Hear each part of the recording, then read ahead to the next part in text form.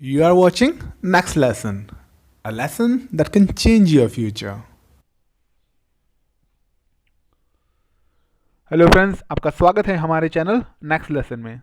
आज के लेक्चर में हम इंडियन पॉलिटी को कवर करेंगे। हम कोशिश करेंगे कि धीरे धीरे हमारे कुछ लेक्चर्स के अंदर ही हम इंडियन पॉलिटी को पूरा कंप्लीट पढ़ लें। मैं आपको अभी नोट्स के थ्रू पढ़ाऊंगा, क्योंकि लॉकडाउन का टाइम चल रहा है तो बोर्ड वोर्ड और वो सारी चीज़ें पॉसिबल नहीं है अभी। लेकिन हम चाहते हैं कि आपकी स्टडी को डिस्टर्ब ना हो, इस वजह से आप अपना स्टडी कंटिन्यू करें। चलिए देखते हैं क्या होता है, कैसे होता है। सबसे पहले इंडियन पॉलिटी को अगर हम पढ़े तो हमें इंडियन पॉलिटी की हिस्ट्री जाननी जरूरी है कि इंडियन पॉलिटी भारत में कैसे आई, क्यों भारत के अंदर संविधान की जरूरत पड़ी, और वो संविधान कैसे कैसे बना और किस किस टाइम पीरियड के अंदर बना। तो टाइम पीरियड के अकॉर्डिंग इसे तीन पार्ट्स में बांट सकते हैं।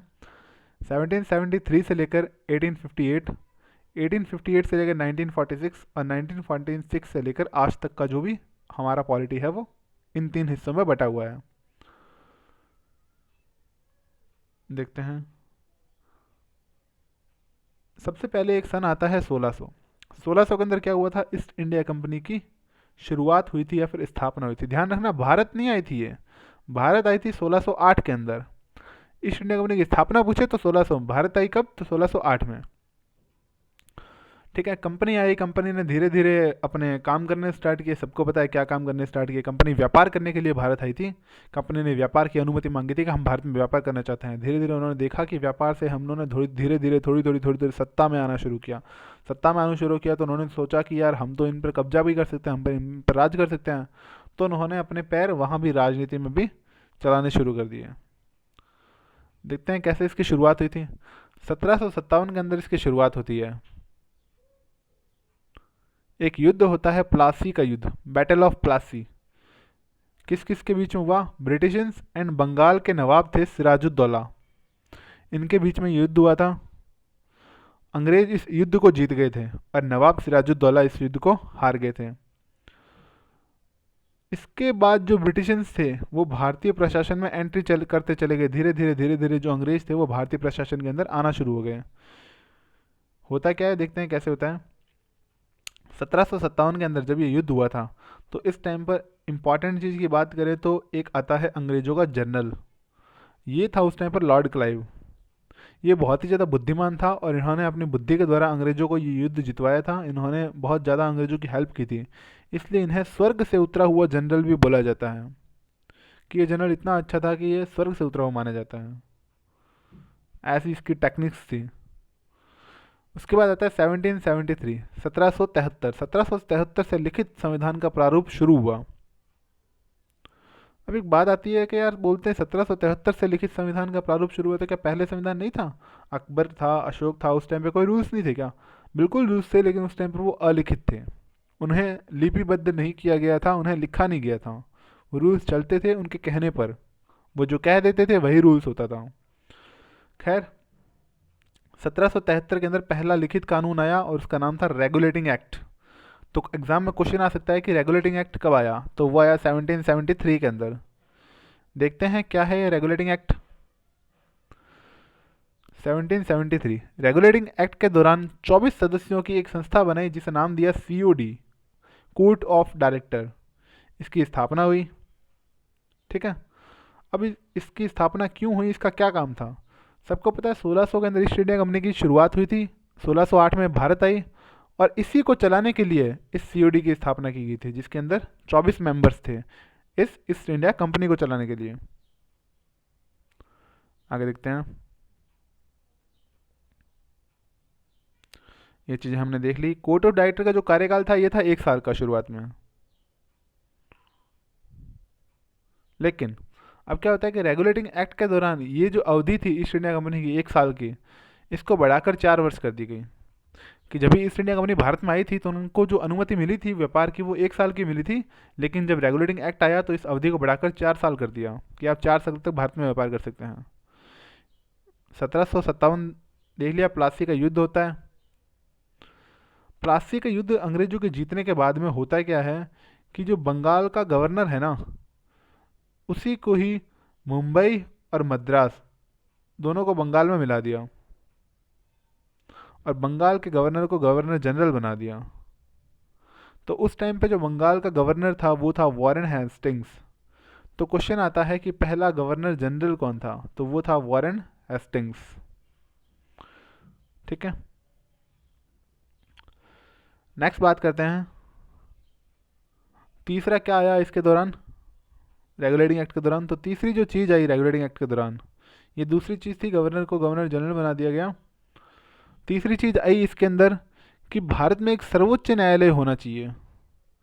1773 के अंदर बोला कि सर्वोच्च न्यायालय होना चाहिए, और 1774 के अंदर कलकत्ता में ये सर्वोच्च न्यायालय या फिर सुप्रीम कोर्ट को बना दिया गया, इसे स्थापित कर दिया गया। और इसकी पहली जो मेन जज थी वो थे एलिजा इम्पे। एलिजा इम्पे इनके पहले जज थे, मुख्य न्यायाधीश।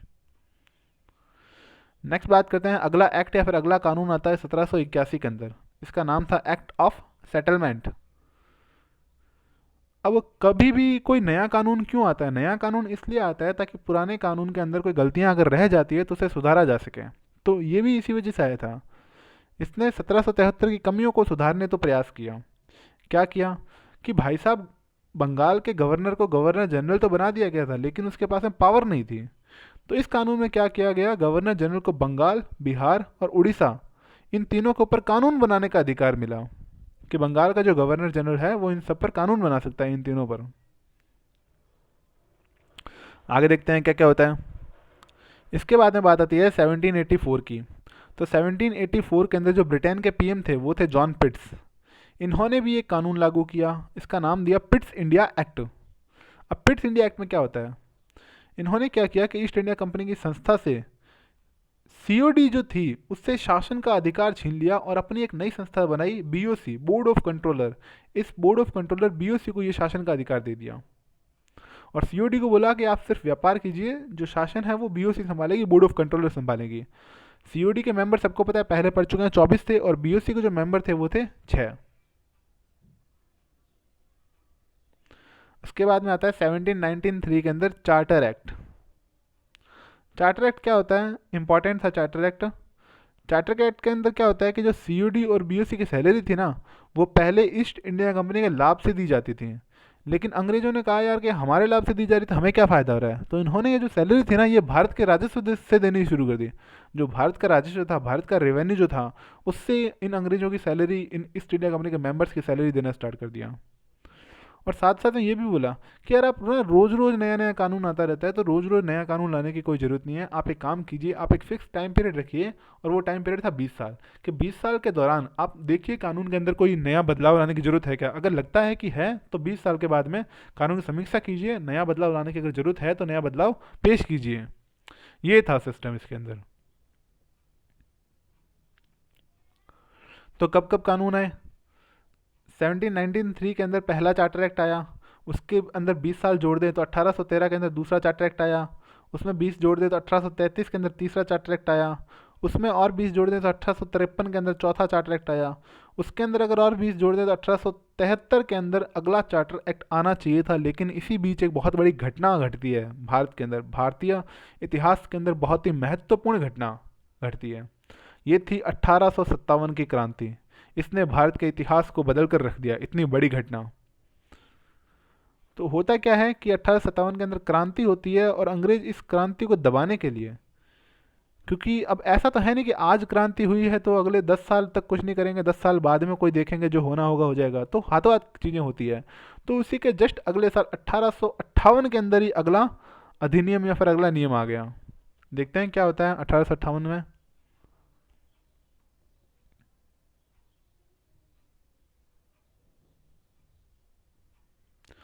पहले चार्टर एक्ट देख ले, किस किस चार्टर एक्ट में क्या क्या हुआ।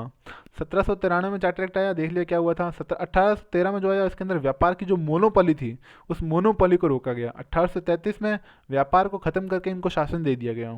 मोनोपोली का मतलब होता है एकाधिकार, कि सिर्फ ईस्ट इंडिया कंपनी जो है वही सिर्फ भारत में व्यापार कर सकती है, इसके अलावा ब्रिटेन से दूसरा कोई भी व्यक्ति आकर इंडिया में व्यापार नहीं कर सकता। इसको बोलते हैं मोनोपोली। धीरे धीरे ये मोनोपोली भी खत्म हुई, देखते हैं कैसे खत्म हुई थी, अभी देखते हैं, सब देखेंगे, डोंट वरी। देखो 1600 के अंदर जब ईस्ट इंडिया कंपनी बनी थी, उस टाइम पर पीएम कौन थी, एलिजाबेथ फर्स्ट।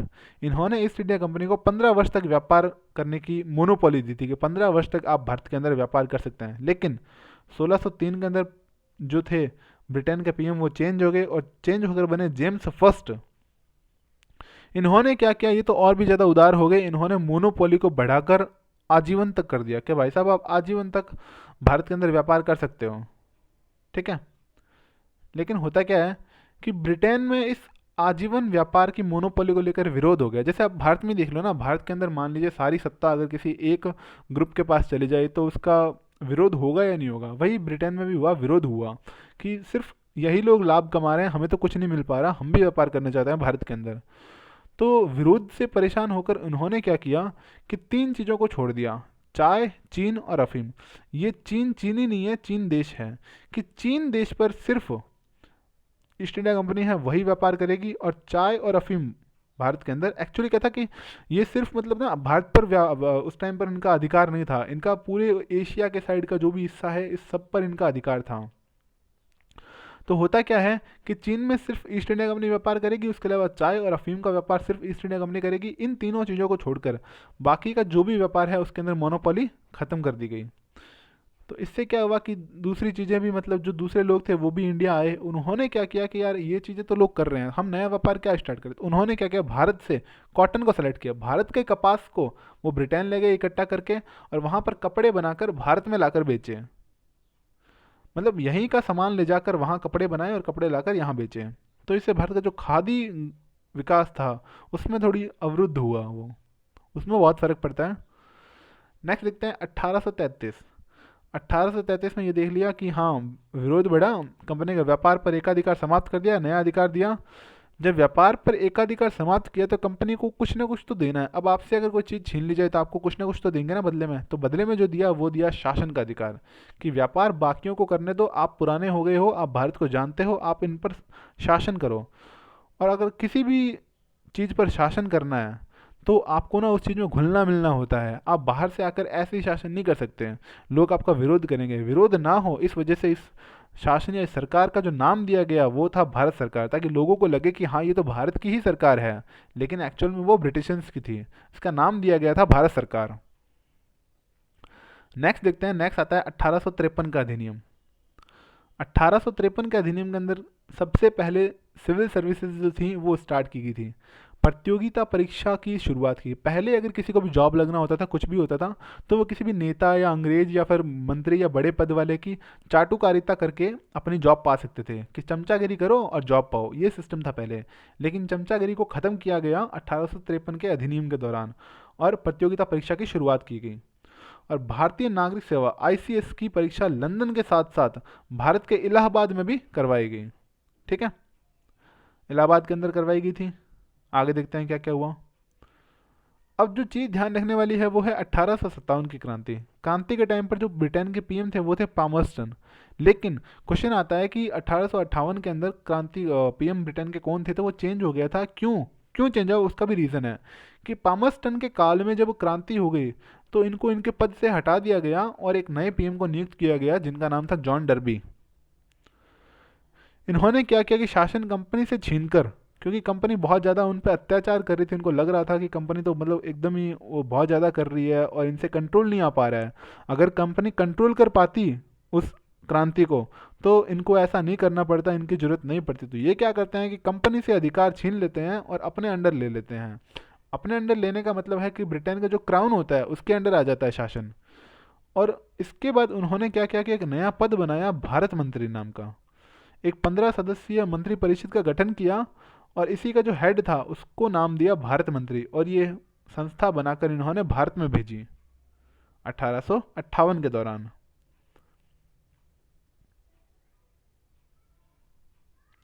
भारत में शासन हेतु ब्रिटेन में 15 सदस्यीय मंत्री परिषद बनाया, इसका हेड बनाया गया भारत मंत्री को। इस नया पद था भारत मंत्री, इसका नाम था। भारत में इसका प्रतिनिधित्व जो सौंपा वो सौंपा था लॉर्ड कैनिंग को। Very very important, Lord Canning. ठीक है, तो लॉर्ड कैनिंग क्या थे, भारत के अंतिम गवर्नर जनरल थे। क्योंकि भारत में इनको एक नया पद दिया गया, इनको इस भारत सरकार का या फिर इस भारत मंत्री का प्रतिनिधित्व सौंपा गया, तो इनको नई शक्तियां दी गई। नई शक्तियां दी तो पद भी नया हो जाएगा। जो नया पद बना वो बना वायसराय। तो भारत के पहले वायसराय कौन हो गए? Lord Canning. और भारत के अंतिम गवर्नर जनरल भी कौन हो गए? वो भी हो गए लॉर्ड कैनिंग। अगर किसी को नया पद देंगे तो वही अंतिम बन जाएगा, ये चीज़ें ध्यान रखना। क्वेश्चन आता है कि पहला ये कौन था, पहला गवर्नर जनरल, पहला वायसराय, अंतिम गवर्नर जनरल, अंतिम वायसराय, इस टाइप के क्वेश्चन आते हैं, ध्यान रखिएगा। नेक्स्ट आता है लॉर्ड कैनिंग। लॉर्ड कैनिंग ये अंतिम गवर्नर जनरल थे और प्रथम वायसराय थे। और यहीं से ब्रिटेन के जो क्राउन थे,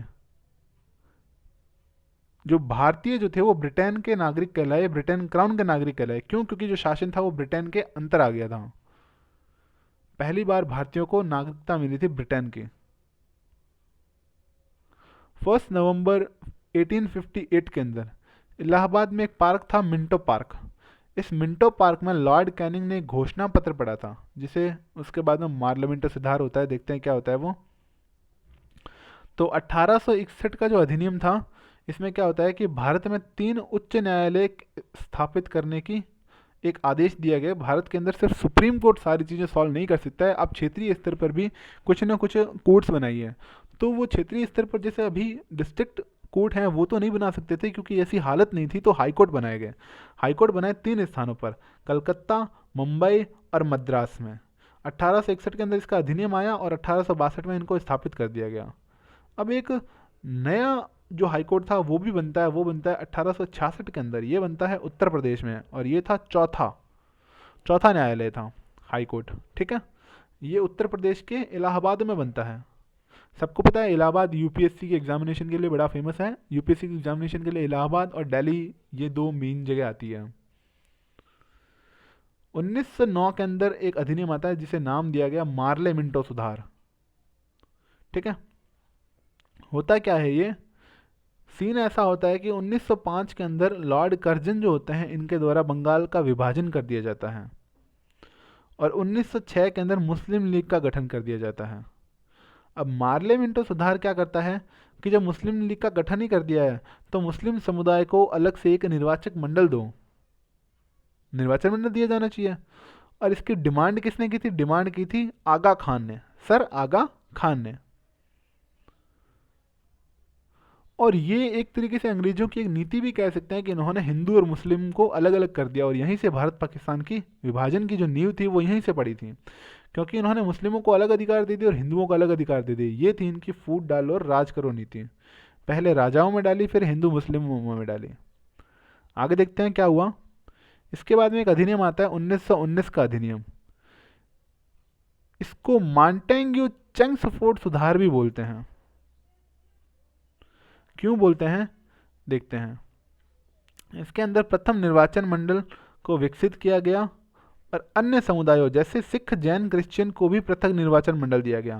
पहले सिर्फ मुस्लिम्स को दिया, उसके बाद में इन सबको भी दे दिया कि भाई साहब आप भी अपना चुनाव अलग से लड़ो, आप भी अपनी सभाएं अलग करो, आपको भी तो अधिकार है।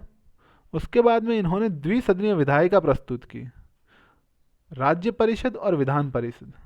तो भारत में द्विसदनीय विधायिका की शुरुआत यहीं से हुई है, और यही वर्तमान में लोकसभा और राज्यसभा कहलाती हैं।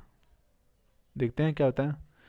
इसके बाद में भारत के अंदर एक बड़ा ही इंपॉर्टेंट चेंज आता है, और भारत के अंदर एक ऐसा आदमी प्रवेश करता है भारत की राजनीति में, जिसने भारत की राजनीति को पूरी तरीके से बदल कर रख दिया।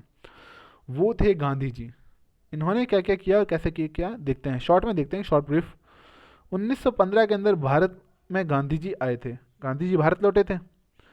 1919 से 1947 का जो टाइम था उसको बोलते हैं गांधी पीरियड या फिर गांधी युग, क्योंकि इन्होंने अपने मोस्टली काम इसी टाइम पर किए थे। 1919 के अधिनियम द्वारा भारत में लोक सेवा आयोग की स्थापना की गई थी। ठीक है, इस टाइम पर राज्य अस्तित्व में आए, द्वैध शासन अपनाया गया इस अधिनियम के दौरान। अब गांधी जी को देखते हैं। गांधी जी 1915 में भारत आए। इसके ठीक 2 साल बाद 1917 में अपना पहला आंदोलन चलाया, नाम दिया चंपारण सत्याग्रह। इसके ठीक 1 साल बाद में 2 आंदोलन चलाए, पहला था खेड़ा आंदोलन और दूसरा था अहमदाबाद मील मजदूर आंदोलन। इसके ठीक 1 साल बाद में देखो, एक साल से आंदोलन चल रहा है। पहला आंदोलन 2 साल में, उसके बाद में 1 साल में, उसके बाद फिर से 1 साल में, उसके बाद फिर से 1 साल में। जो 1919 का था वो था खिलाफत आंदोलन, और उसके बाद 1920 में इन्होंने आंदोलन चलाया असहयोग आंदोलन। ये गांधी जी का पहला अखिल भारतीय आंदोलन था जिसके द्वारा गांधी जी को पूरे इंडिया के अंदर जाना गया। लोग इनको जानने लगे कि यार इस तरह का बंदा है और इस तरह का आंदोलन चला रहा है, हमको इनका साथ देना चाहिए। और इसके 10 साल बाद में एक आंदोलन चलाया गया, सविनय अवज्ञा आंदोलन। ठीक है, दांडी मार्च जो था वो भी इसी टाइम पर किया गया था, और इसे एक और नाम देते हैं नमक सत्याग्रह आंदोलन।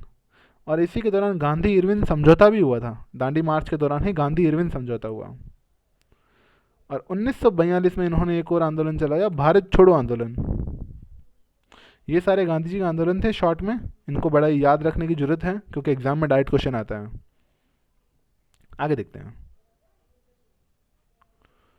उसके बाद में क्या होता है कि एक बहुत ही इंपॉर्टेंट एक मतलब बड़ा सीन आता है कि क्योंकि अंग्रेज भी क्या है ना, भारतीयों को खुश करना चाहते थे, क्योंकि राज अगर करना है ना तो बोलते हैं ना कि अगर कुछ खाना है तो मतलब बाप बनकर नहीं खाया जा सकता, बेटा बनकर ही खाया जा सकता है। लूटना है तो बेटा बनकर लूटना पड़ेगा। तो इन भारतीयों को भी थोड़ा खुश करने की जरूरत थी।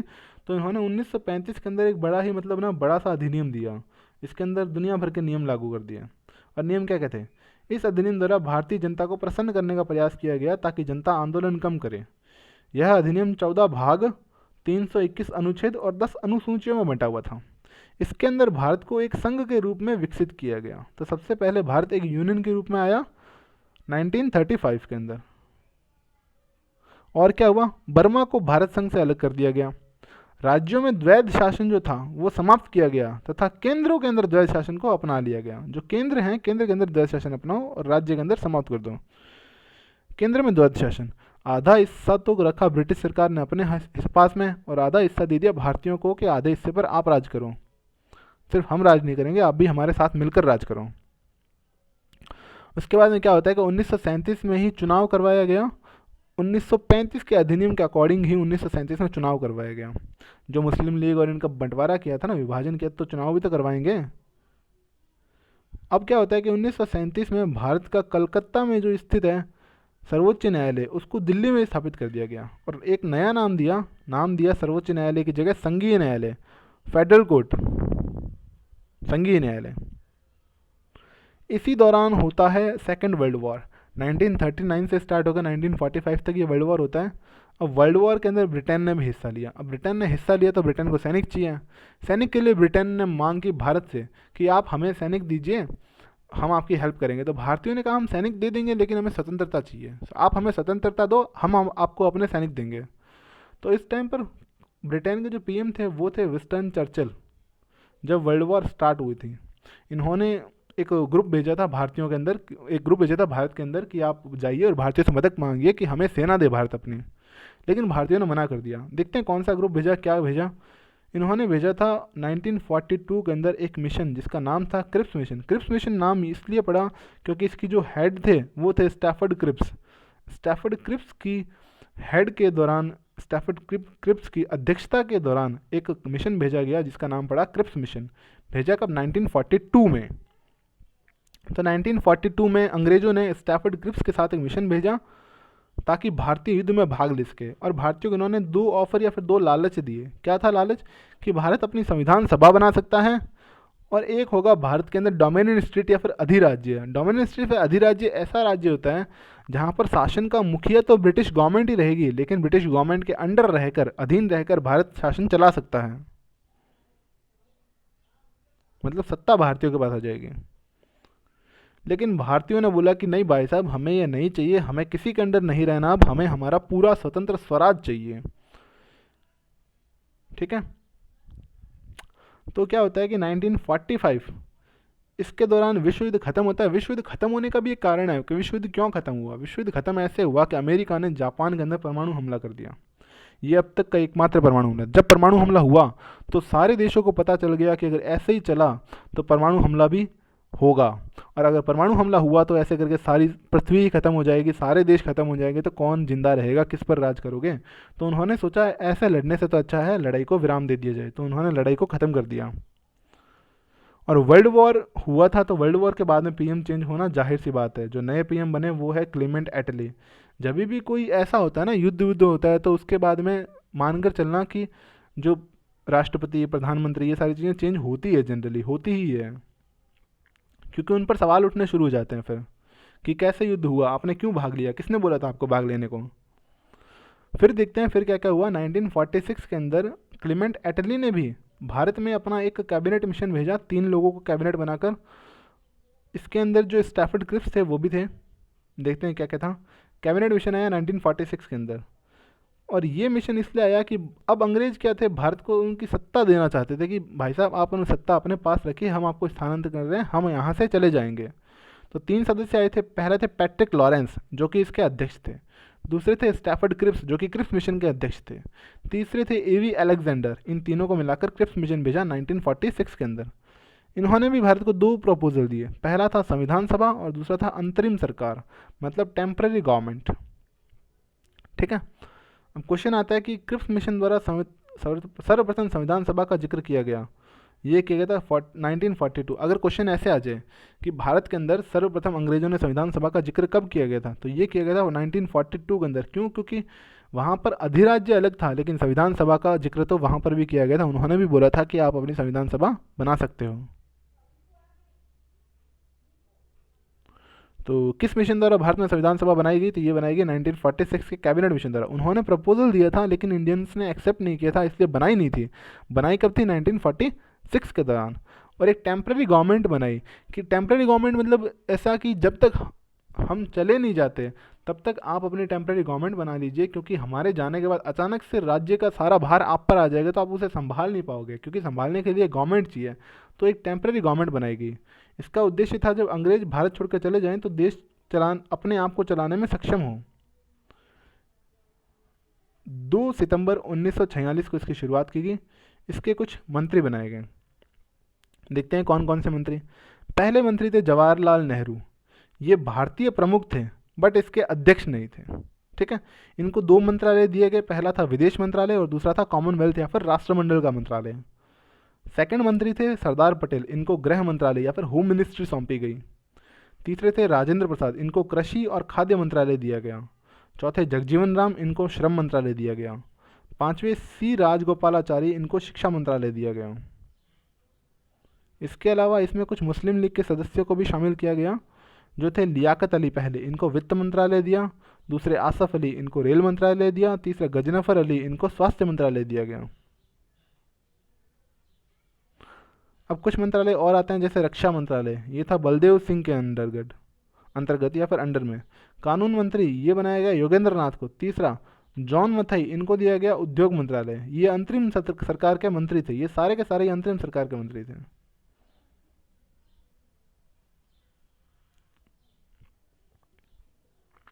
इसके बाद में देखते हैं, इसके बाद में बनाई गई संविधान सभा। चलिए एक काम करते हैं, संविधान सभा और यहाँ से जो आगे है वो नेक्स्ट वीडियो में करते हैं ना, लंबा हो जाएगा ऐसे वीडियो, आप देख नहीं पाओगे कंटिन्यू। चलिए ठीक है, आज के लिए इतना ही। Thank you, tata bye bye, see you. अगर आपने चैनल को लाइक नहीं किया, सब्सक्राइब नहीं किया, तो यार ये सारी चीज़ें ना कर लेना है ना, क्योंकि आप थोड़ा बहुत हमें सपोर्ट करोगे तभी हम लोग कंटिन्यू वीडियोज़ बना पाएंगे। ठीक है, thank you, tata bye bye, see you.